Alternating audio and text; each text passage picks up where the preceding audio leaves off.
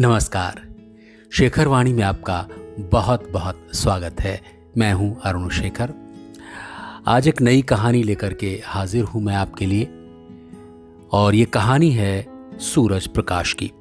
सूरज प्रकाश हिंदी साहित्य का जाना पहचाना नाम है। उन्होंने उपन्यास, कहानियाँ, व्यंग और अंग्रेजी से बहुत सारे अनुवाद उन्होंने किए हैं।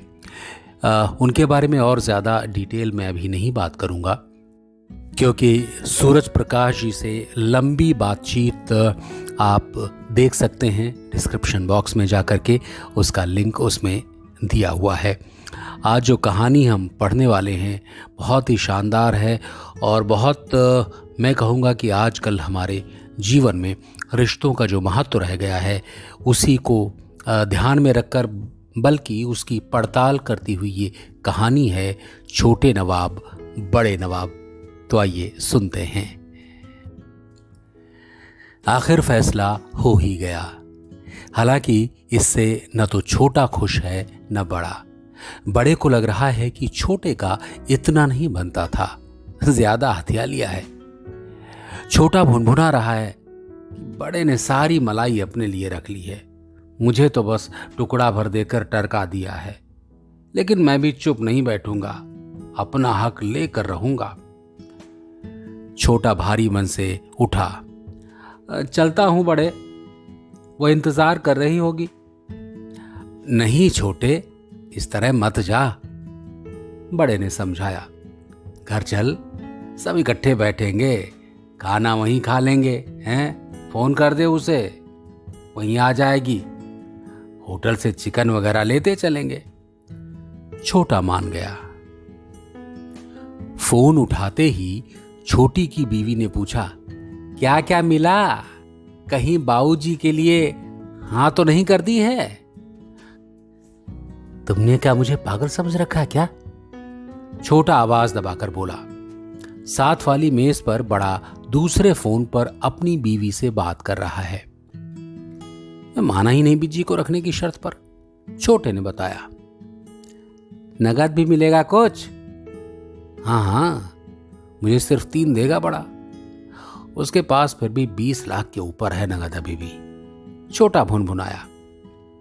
अरे तो ज्यादा क्यों नहीं मांगा तुमने? और क्या क्या मिलेगा?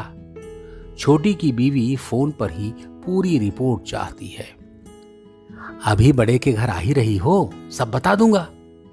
और छोटे ने फोन रख दिया। उधर बड़े की बीवी उसकी तेल मालिश कर रही है फोन पर ही।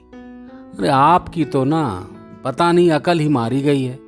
हाँ कर दी है बाबूजी के लिए। अरे आपका क्या है, संभालना तो मुझे पड़ता है। 1 मिनट चैन नहीं लेने देते। अब आप ही दुकान पर बिठाया करना सारा दिन।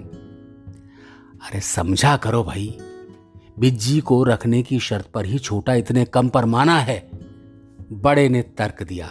वरना वो तो। अरे और क्या क्या दे दिया है उसे? कहीं पालम वाला फार्म हाउस तो नहीं दे दिया? अरे आपका कोई भरोसा नहीं। अरे नहीं दिया बाबा वो फार्म हाउस। अरे अभी आ ही रहे हैं, सब बता दूंगा। कहकर बड़े ने फोन रख दिया और पसीना पोंछा। दोनों ने घर पहुंचते ही अपनी अपनी बीवी को फैसले की संक्षिप्त रिपोर्ट दे दी है। दोनों औरतें कुछ और पूछना चाहती हैं, लेकिन उनके हाथ और अपनी आंख दबाकर दोनों ने इशारा कर दिया है, अभी नहीं। दोनों समझदार हैं, मान गई हैं। लेकिन जितनी खबर मिल चुकी है उसे भी अपने भीतर रखना उन्हें मुश्किल लग रहा है। किसी को बतानी ही पड़ेगी। उन्होंने बच्चों के कान खाली देखकर बात वहां उड़ेल दी है। बच्चे तो बच्चे ठहरे, सीधे दादा दादी के कमरे की तरफ लपके खबर प्रसारित कराए। बड़े ने इंपोर्टेड विस्की निकाल ली है। चलो पिंड छूटा। जब से इसे पार्टनर बनाया था तब से चक चक से दुखी कर रखा था। तब पार्टनर बनने की जल्दी थी और अब 4 साल में ही अलग होने के लिए कूद फांद कर रहा था। पिछले कितने दिनों से तो रोज फैसले हो रहे थे, लेकिन दोनों ही रोज अपनी बीवियों के कहने में आकर रात के फैसले से मुकर जाते थे। फिर वही पंजे लड़ाना, फूं फां करना। आज निपटा ही दिया आखिर। बड़ा मन ही मन खुश है। बड़े ने बाबूजी को भी बुलवा लिया है। उन्हें सौभाग्य कभी कभी ही नसीब होता है, सिर्फ 1 या 2 पैग। आज वे समझ नहीं पा रहे हैं यह दावत खुशियां मनाने के लिए है या गम गलत करने के लिए। अलबत्ता वे अपने हिसाब से उदास हो गए हैं। प्रॉपर्टी के साथ साथ माँ बाप का भी बंटवारा। अब तक तो दोनों घर अपने थे, कभी यहां तो कभी वहां, कभी वे इधर तो कभी बिज्जी उधर। कोई रोक टोक नहीं थी। उठाई साइकिल और चल दिए, कहीं कोई तकलीफ नहीं। लेकिन अब मुझे यहीं रहना होगा, अकेले। बिज्जी उधर अलग। सारे दिन इस बड़े की बीवी के जहर बुझे तीर झेलने होंगे। कैसे रहेंगी बिज्जी अकेली? बेशक ऑपरेशन के बाद कोई खतरा नहीं रहा, फिर भी कैंसर है, कोई छोटी मोटी बीमारी नहीं। कौन बचता है इससे? दोनों कहीं भी रह लेते, आखिर हम दोनों का खर्चा ही कितना होगा? कुक्की के ट्यूटर से भी कम, उदिता की पॉकेट मनी भी ज्यादा होगी हम दोनों के खर्च से। बाबूजी बिना घूंट भरे गिलास हाथ में लिए ऊब चूब हो रहे थे। कहें भी तो किससे? इस घर में मेरी सुनता ही कौन है? कहते सुनाते सब हैं, बड़ों की देखा देखी छोटे भी। बस फैसला कर दिया, और कहलवाया भी किसके हाथ? बच्चों के। मैं तो एकदम फालतू हूं, घर के पुराने सामान से भी गया बीता। पड़े रहो एक कोने में, क्या मतलब है ऐसी जिंदगी का? बाबूजी ने अपने हाथ में पकड़ा विस्की का गिलास देखा। 1100 की आई थी ये बोतल, और इस बुढ़े बुढ़ियों का महीने भर का खर्च। तभी उन्हें कहीं दूर से आती बड़े की आवाज सुनाई दी। सिर उठाया, सामने ही तो खड़ा है वो, छोटे का कंधा थामे। कह रहा है, छोटे, हम दोनों ने अपना बिजनेस अलग कर लिया है, रिश्ते नहीं। हम आगे भी एक दूसरे को मान देते रहेंगे। हमारे घरों का, दिलों का बंटवारा नहीं हुआ है छोटे। छोटा भावुक हो गया है। हाँ बड़े, ये घर मेरा ही है और वो घर तुम्हारा है। हम पहले की तरह एक दूसरे के सुख दुख में खड़े होंगे। देख छोटे, तू मां को ले तो जा रहा है, लेकिन याद रखना वो पहले मेरी मां है। तू उसे कोई तकलीफ नहीं देगा। हाँ? नहीं दूंगा बड़े, वो मेरी भी तो मां है। छोटे, तू उससे कोई काम नहीं करवाएगा, उनकी सेवा करेगा, उनके इलाज पर पूरा ध्यान देगा। बड़े ने अपना गिलास दोबारा भरा। हां बड़े, उसकी पूरी सेवा करूंगा। छोटे ने भी अपना गिलास खाली कर दिया। बिज्जी को कोई तकलीफ नहीं होनी चाहिए छोटे। उसे जरा से भी कुछ हो तो तू सबसे पहले मुझे खबर करेगा। बड़े ने फिश कटलेट का टुकड़ा मुंह में डाला। वादा करता हूं बड़े। छोटे ने सलाद चखी। अब बड़ा भी भावुक हो गया। उसने एक लंबा घूंट भरा।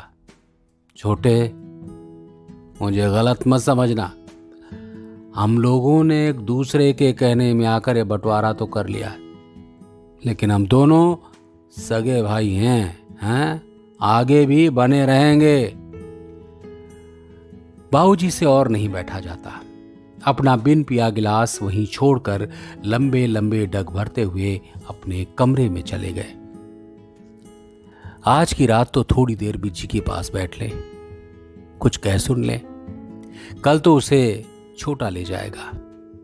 इतनी देर से रोकी गई भड़ास और नहीं रोकी जाती। फट पड़ते हैं। लानत है ऐसी औलाद पर, ऐसी जिंदगी पर। कभी अपनी मां के कमरे में झांक कर नहीं देखते, जीती है या मरती है। खुद मुझे कोई 2 कौड़ी को नहीं पूछता, नौकर से भी बदतर। और ये दोनों लाल घोड़ी पर चढ़े बड़ी बड़ी बातें बना रहे हैं। पछता रहे हैं बाबूजी, बहुत बड़ी गलती की थी यहां आकर। वहीं अच्छे थे, अपना घर बार तो था। इन लोगों के झांसे में आकर सब कुछ बेच बाच डाला। तब बड़े सगे बनते थे हमारे। अब सब कुछ इन्हें देकर इन्हीं के दर पर भिखारी हो गए हैं। जब अपनी ही औलाद के हाथों दुर्गत लिखी थी तो दोष भी किसे दें। इससे तो गरीब ही अच्छे थे हम, न मोह न शिकायत, जैसे थे सुखी थे। उनकी बड़बड़ाहट सुनकर बिज्जी की आंख खुल गई। पूछती हैं, कहाँ गए थे? आप किससे कोस रहे हो? कोस कहाँ रहा हूं, मैं तो। गुस्से की मक्खी अभी भी बाबूजी की नाक पर बैठी है। वो अंदर पार्टी चल रही है, जश्न मना रहे हैं दोनों। प्रॉपर्टी के साथ हमारा भी बंटवारा हो गया है, उसी खुशी में। छोटा आया है क्या? इधर तो झांकने भी नहीं आया। बिज्जी उदास हो गई। अरे फिक्र मत कर, कल से रोज आएगा झांकने तेरे कमरे में। तू उसी के हिस्से में गई है। बाबूजी की आवाज में अभी भी तिलमिलाहट है। बिज्जी ने सुनकर भी नहीं सुना। जब से बिस्तर पर पड़ी हैं, किसी भी बात की भलाई बुराई से परे चली गई हैं। बाबूजी की तरफ देखती हैं, उन्हें समझाती हैं, अपना ख्याल रखना, बहुत लापरवाह हो, ज्यादा टोका टाकी मत करना।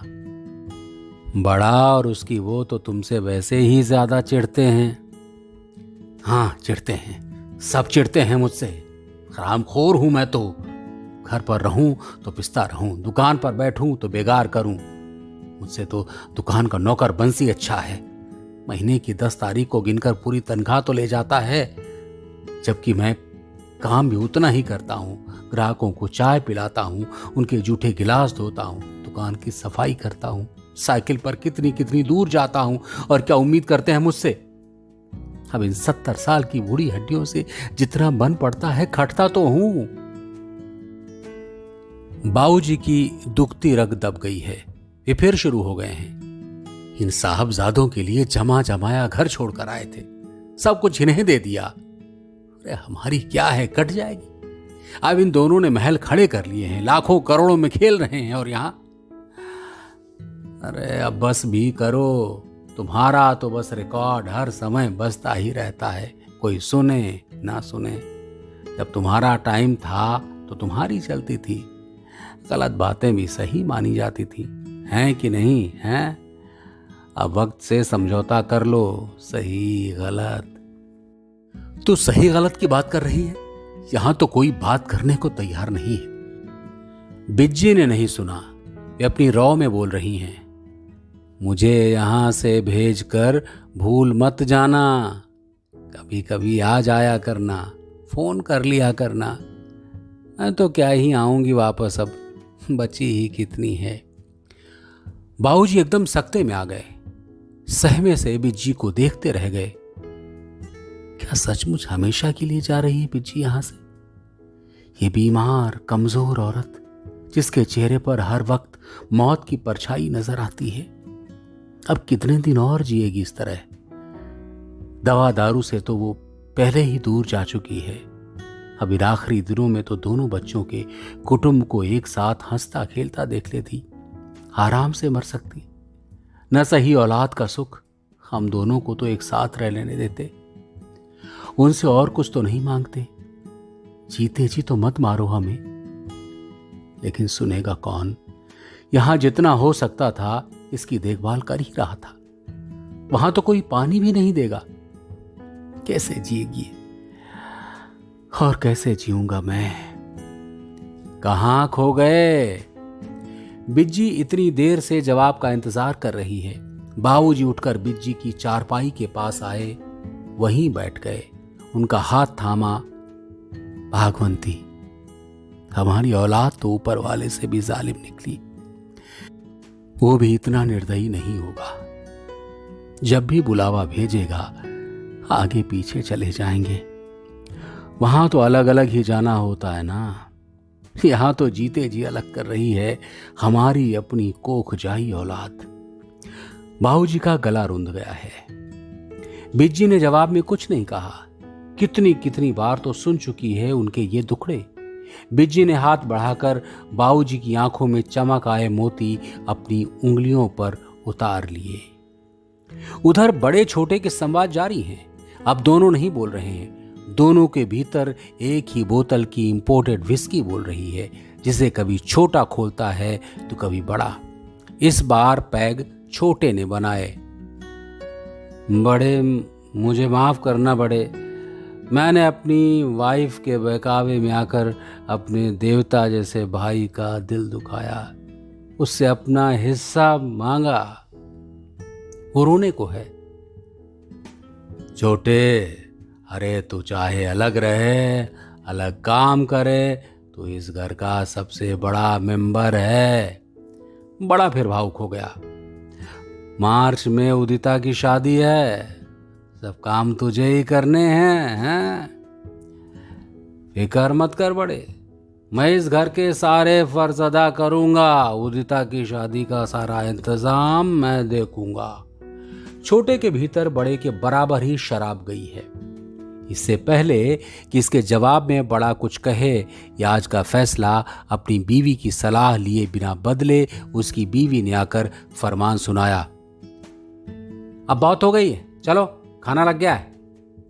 बड़े ने अपना गिलास खत्म करके छोटे का हाथ थामा और उसे लिए लिए डाइनिंग रूम में आ गया।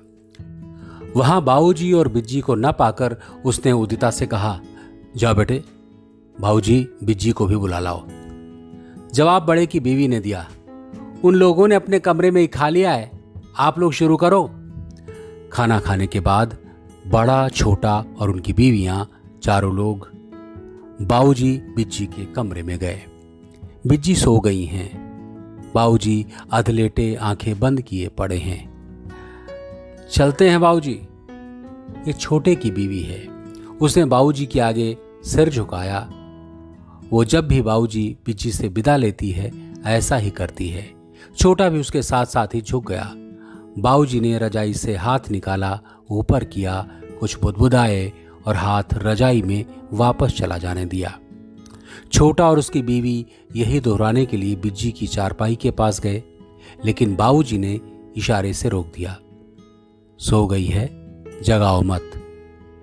जाते जाते बड़े ने पूछा, बत्ती बंद कर दूं क्या? बाबूजी की आंख को उसने हाँ समझकर लाइट बुझा दी है।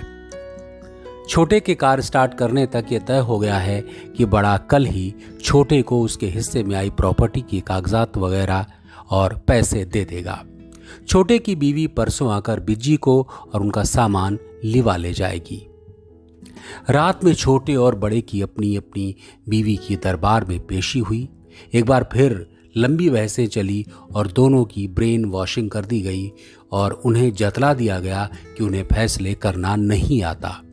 दोनों का नशा सुबह तक बिल्कुल उतर चुका था। दोनों ने ही सुबह सुबह महसूस किया दूसरे ने ठग लिया है। इधर बड़ा सुबह सुबह हिसाब लगाने बैठ गया, छोटे के हिस्से में कितना निकल गया।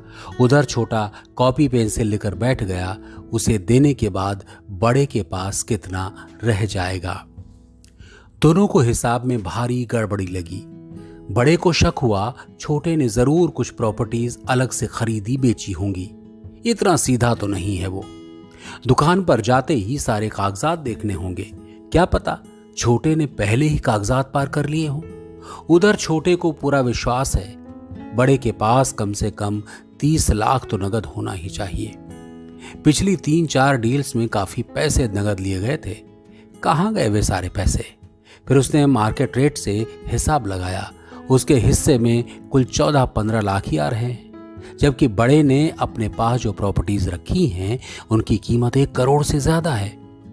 नकद अलग, तो इसका मतलब ये हुआ कि बड़े ने उसे 10वें हिस्से में ही बाहर का रास्ता दिखा दिया है। छोटे ने खुद को लूटा पिटा महसूस किया। क्या करूं जपता हुआ वो अपनी कोठी के लॉन में टहलने लगा। भीतर से उसकी बीवी ने उसे इस तरह से बेचैन देखा तो उसे अच्छा लगा। रात की मालिश असर दिखा रही थी। थोड़ी देर इसी तरह बेचैनी में टहलने के बाद वो सीधे टेलीफोन की तरफ लपका। उधर बड़े के साथ सुबह से यही कुछ हो रहा था। वो भी उसी समय टेलीफोन की तरफ लपका था। जब तक पहुंचता फोन घनघनाने लगा। बड़े नमस्कार, मैं छोटा बोल रहा हूं। नमस्ते नमस्ते बोल छोटे, सुबह सुबह। रात ठीक से पहुंच गए थे ना? बड़े ने सोचा पहले छोटे की सुन ली जाए। बाकी तो ठीक है बड़े, लेकिन मेरे साथ ज्यादती हो गई है। कुछ भी तो नहीं दिया तुमने मुझे। क्या बकवास है। इधर मैंने हिसाब लगाया कि जब से तू पार्टनरशिप में आया है हम दोनों ने मिलकर भी इतना नहीं कमाया जितना तू अकेले बटोर कर ले जा रहा है। रहने दे बड़े, मेरे पास भी सारा हिसाब है। अरे क्या हिसाब है? 4 साल पहले जब तू नौकरी छोड़कर दुकान पर आया था तो घर समेत तेरी कुल पूंजी 4 लाख भी नहीं थी। 1.5 लाख तूने नगद लगाए थे और 2.5 लाख का तेरा घर था। अब सिर्फ 4 साल में तुझे 4 के 20 लाख मिल रहे हैं? 4 साल में 5 गुना। और क्या चाहता है? बड़े को ताव आ रहा है। कहां 20 लाख बड़े, मुश्किल से 10-11 हैं, जबकि तुम्हारे पास कम से कम 1 करोड़ की प्रॉपर्टी निकलती है, नगद अलग। देख छोटे, बड़ा गुर्राया। सुबह सुबह तू अगर एक हिसाब लगाने बैठा ना तो मेरे पास क्या बच रहा है तो कान खोलकर सुन ले। तुझे हिस्सेदार बनाने से पहले भी मेरे पास बहुत कुछ था, तुझसे 10 गुना। और अब तू उस पर भी अपना हक नहीं जमा सकता। बड़ा थोड़ा रुका, फिर टोन बदली। तुझे मैंने तेरे हक से कहीं ज्यादा पहले ही दे दिया है। मैं कह ही चुका हूं, इन 4-5 साल में हमने 4-5 गुना तो कतई नहीं कमाया। रही 1 करोड़ की तो ये बिल्कुल गलत है। बच्चों, मैं इस लाइन में कब से इंडिया घिस रहा हूं, तब जाकर आज 40-50 लाख के आसपास हूं। 1 करोड़ तो कतई नहीं। नहीं बड़े, नहीं छोटे, नहीं बड़े, नहीं छोटे। तो सुन लो बड़े, मैं ज्ञानचंद नहीं हूं जिसे तुम यूं ही टरका दोगे। मैंने भी उसी माँ का दूध पिया है। इन 4 सालों में हमने जितनी डील्स की हैं ना, सबकी फोटोकॉपी मेरे पास हैं। मुझे उन सब में पूरा हिस्सा चाहिए, चाहे 10 बनता हो या 50। मैं पूरा लिए बिना नहीं मानूंगा। छोटे ने इस धमकी के साथ ही फोन काट दिया। जब तक बड़े और छोटे फोन से निपटते, ताजे समाचार जानने की नीयत से उनकी बीवियां गरम चाय लेकर हाजिर हो गई। बड़े की बीवी ने खूबसूरत बोन चाइना के प्याले में उन्हें चाय थमाते हुए भोलेपन से पूछा, किसका फोन था? उसी का था। धमकी देता है, मेरा हिस्सा 50 लाख का बनता है। उसने मुंह बिचकाया। 1 करोड़ का नहीं बनता है। अरे अपना भाई है, अच्छी हालत में नहीं है, यही सोचकर मैंने इसे पार्टनर बना लिया था। इसी के चक्कर में ज्ञानचंद जैसे काम के आदमी को अलग किया, उस पर झूठी तोहमत लगाई। बड़े की बीवी ध्यान से सुन रही है। अगर मैं इसे न रखता तो ज्ञानचंद अभी भी 4-5 हजार में काम करता रहता।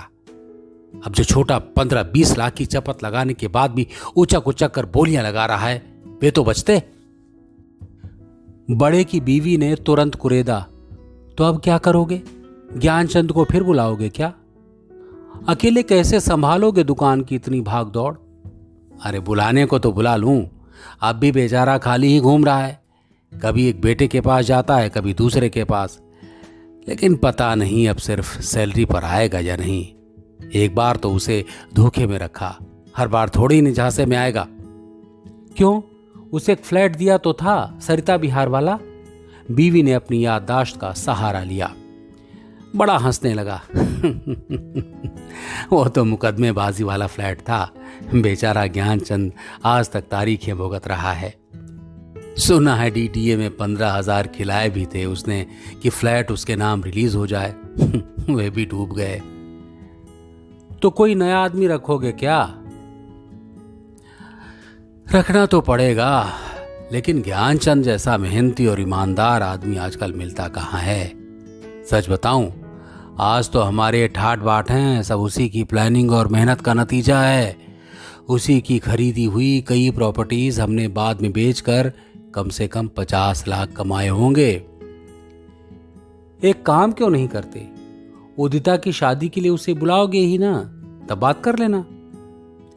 वो तो ठीक है, फोन करने पर आज ही चला आएगा, लेकिन दिक्कत यही है कि यही छोटा इसकी सिफारिश लाया था। इसी छोटे ने उसे निकलवाया और अब इसी की वजह से उसे फिर से बुलवाना पड़ेगा। अब तो जो भी करना है सोच समझ कर करना। बड़े की बीवी ने चाय के खाली प्याले उठाए। अगले दिन जब छोटा अपना हिस्सा लेने गया तो बड़े ने उतना भी देने से इनकार कर दिया जितने की बात हुई थे। छोटे ने बहुत हाय तौबा की, चीखा चिल्लाया। जब कोई भी तरकीब बड़े को डिगा न सकी तो मिन्नतें करने लगा, चलो जितना देते हो दे दो। आखिर दो एक रिश्तेदारों को बीच में डालकर ही छोटा अपना हिस्सा निकाल पाया। इतना पाकर उसे बिल्कुल भी चैन नहीं है। उसके प्राण तो बड़े की तिजोरी में अटके पड़े हैं। अभी उसे कोई ढंग की दुकान नहीं मिली है, इसलिए कोठी के बाहर ही प्रॉपर्टी डीलर का बोर्ड टंगवा कर उसने घर पर ही ऑफिस खोल लिया है। भाग दौड़ कर रहा है। अभी कोई सौदा नहीं हुआ है, लेकिन उसे उम्मीद है जल्दी ही उसके भाग जागेंगे और वो भी करोड़ों में खेलने लगेगा। उदिता की शादी का न्योता देने बड़ा, उसकी बीवी और उदिता खुद आए। उदिता की इच्छा है कि दादी कुछ दिन उन्हीं के पास रहें। चाचा चाची भी पापा से अपना झगड़ा भूलकर भतीजी की शादी के दिनों में वहीं रहें, अपना फर्ज निभाएं। उदिता की शादी को एक विशेष मामला मानते हुए छोटे ने कुछ दिनों के लिए बिज्जी को बड़े के घर पर भेज दिया है। खुद भी दोनों वहां रोज आने जाने लगे हैं। छोटे ने उस दिन नशे में बड़े से किया वादा निभाया है और उदिता की शादी की सारी जिम्मेदारी अपने ऊपर ले ली है। बिज्जी और बाबूजी को अच्छा लगा है कि छोटा मनमुटाव भुलाकर बड़े के साथ कंधे से कंधा मिलाकर खड़ा है। शादी बहुत अच्छी हो गई है, सब कर्मों का फल है कहते हुए सब ने ऊपर वाले के आगे हाथ जोड़े हैं। शादी में बड़े ने छोटे को एक पैसा भी खर्च करने नहीं दिया है। कहा, अरे अभी तो तेरे पास काम भी नहीं है, ये क्या कम है कि तू आया है, इतनी मेहनत की है। छोटा सिर्फ मुस्कुरा दिया है। उसने अपनी प्यारी भतीजी को 1 लाख रुपए नगद का शगुन और उसकी बीवी ने 50,000 का जड़ा उपहार दिया है। बड़े और उसकी बीवी के बहुत मना करने के बावजूद सबकी आंखें खुली रह गई हैं। उदिता की विदाई के होते ही छोटे ने अपनी पुरानी वाली पोजीशन ले ली है। बिज्जी को अगले दिन ही ले आया और फिर वापस मुड़कर नहीं देखा। बड़े ने छोटे का आभार ही माना कि कम से कम शादी में तो इज्जत रख ली छोटे ने। छोटे ने उस दिन नशे में बड़े को किया एक और वादा निभाया है।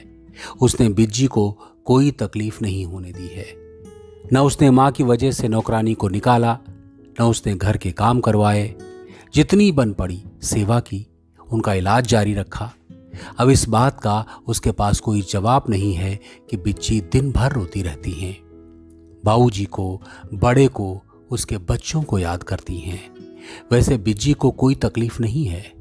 छोटा उनके कमरे में झांकता है, उनकी हालचाल पूछता है, बात करता है।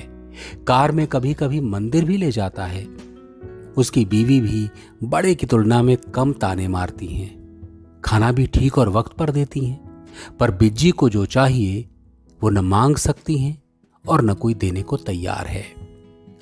बाबूजी बीच बीच में चले आते हैं, चुपचाप बिज्जी के सिरहाने बैठे रहते हैं।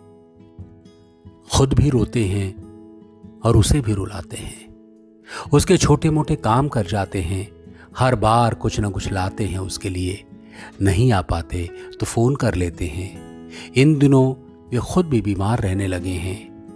इतनी दूर साइकिल पर आना जाना भारी पड़ता है। बहुत चिंता रहती है उन्हें बिज्जी की।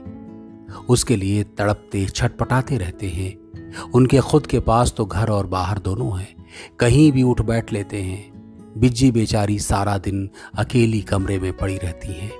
कोई तकलीफ न होने पर भी अकेलेपन और बुढ़ापे से, कमजोरी से और बीमारी से वो हर रोज उसे लड़ते देखते हैं।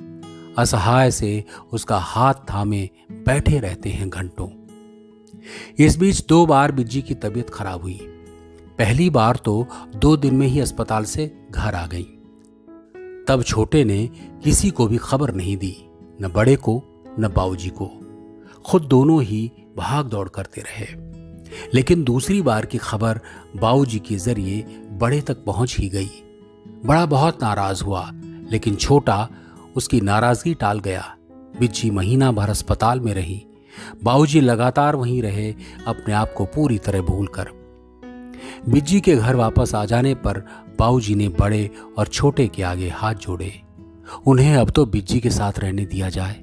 और इस तरह वे अस्थायी तौर पर छोटे के घर आ गए हैं शुरू शुरू में बड़ा बिज्जी को देखने लगातार आता रहा, फिर धीरे धीरे एकदम कम कर दिया।